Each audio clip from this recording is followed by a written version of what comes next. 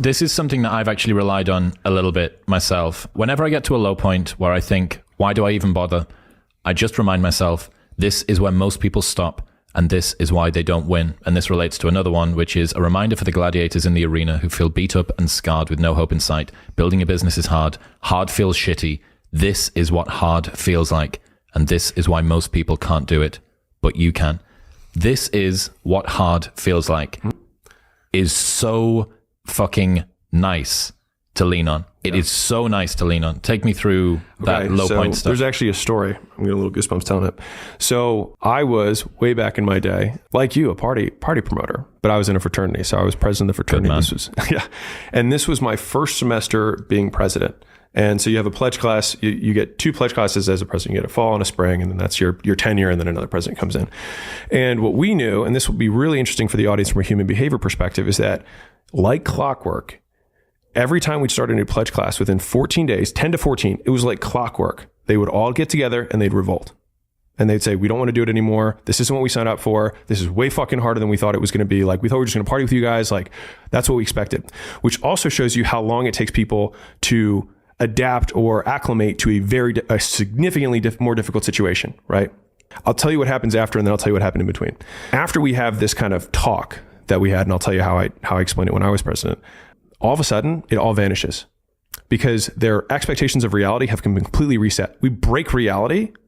Like in the first 10 to 14 days, it's so painful for them because it's such a contrast from what they were just doing. Not the fun stuff.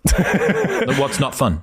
Oh my God. I mean, they can't drink, can't talk to girls. The only people they could talk to are brothers or each other. And we're mean to them. So they could really only talk to each other. And the whole point here is that we're trying to get them close together because it's a bunch of dudes who don't know each other from different parts of the campus, right? And then we have to get them in 8 to 12 weeks to leave as one unit of people who know everything about one another, that trust one another, that know everything about the other people in the house. So it's like, how do you do that? Well, there's only X amount of communication you can have every day. So let's cut out anybody who's not us.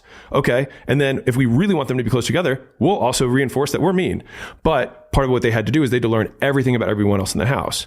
And so every pledge has to do something that would impress a brother. And then they get a signature from the brother being like, I approve of you. And you have to get every single brother's signature by the time you're done.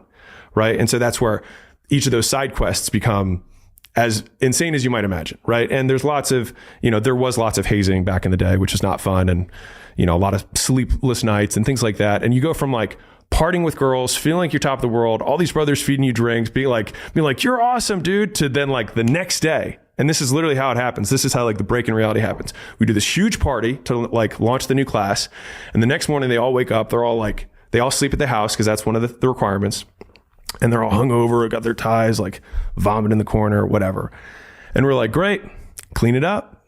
And they're like, what? Because up to this point, they haven't cleaned after a party because all they did is got to party, see the girls, and then leave.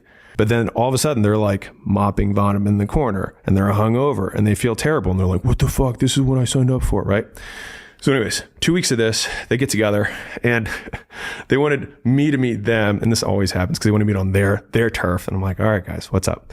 And so it's just me. All right. And my vice president and like 25 guys. So there's like a size comparison of like, just animalistically, there's way more of them than there is of me.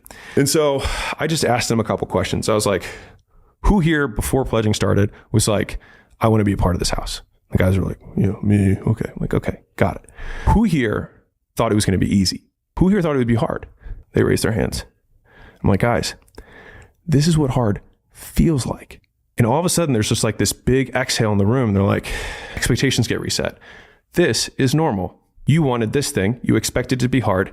Reality now matches conditions. So our expectations now match conditions. This is what hard feels like. And then all of a sudden it's like they got permission to feel shitty. And by getting permission to feel shitty, they stop feeling shitty because they're like, this is just my new world. And so then, you're like, listen, you give 8 weeks, you're going to get 3.5 years. Other people are going to drive you around late at night. Other people are going to clean after you. Like, it's a good investment, right? And that it was a good deal. Like, you give one semester and you get the rest of them to just do whatever you want.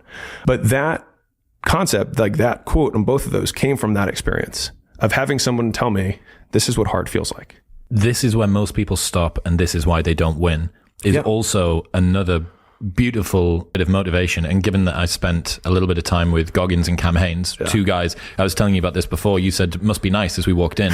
So Cameron Haynes, bow hunter extraordinaire, lives in Oregon, and he has behind the power rack in his garage where he lifts, he has "must be nice" written. And I was like, why have you got that put up on there? And he was like, it's because everyone says, must be nice to be you, Cam. Must be nice to be sponsored by Hoyt and all of these like top level bow things and go on Rogan. There was a video that went super viral of Goggins losing his shit after John Jones won last weekend. And the guy that he's hugging is Cam. So it's like, it must be nice for you to be backstage at UFC. It must be nice for this. And I've seen what that guy does. And that guy picks up a rock that weighs about 80 pounds. Yeah. And it's got the word poser written on the front of it because people call him a poser. Yeah. And he carries it up a hill that is maybe like 1,000 foot of elevation, 1.5 miles high, with no fanfare at the end, no finish line, doesn't post it on social media unless the team's there filming it with someone else, and then carries it back down, puts it in the boot of his Raptor, drives away. And he just does that because he needs to remind himself that he's doing the stuff that is hard. And this is where most people stop, and this is why they don't win, combined with this is what hard feels like, justifies things being hard. Now, I do worry, and I find this in myself sometimes as well, that you can be so good at dealing with suffering that you can actually push yourself a little bit too far. And you go, I'm starting to bear more burden than I can basically take on. And the art of not burning out is something that I think a lot of people, if this resonates with you, the art of not burning out is something that you really, really need to be able to feel. And like realizing what happens when you just start to glance off the bottom side of it and go, okay, like I'm just going to ease off the gas a little. I need to take this afternoon to go sauna and get some sunshine and chill out and get some food, and then I can put my foot back on maybe a little bit tomorrow and we'll temper it. But it justifies the fact that I use this stat all the time. 90% of podcasts don't make it past episode 3. And of the 90%, the 10% that do, 90% don't make it past episode 20. So by making 21 podcasts, you are in the top percentile of all podcasters ever in history. That's what hard feels like. And that's not even hard. It's just consistent. Fuck me. It's less than half a year. Yeah. Insane. I hear stats like that and I just think, man, it is so easy to win. Like that. I mean, like when I hear that, that's exactly what I think. I'm just like, man, for everyone who's like struggling to win, it's like most of the pain that people experience is purely in their own minds.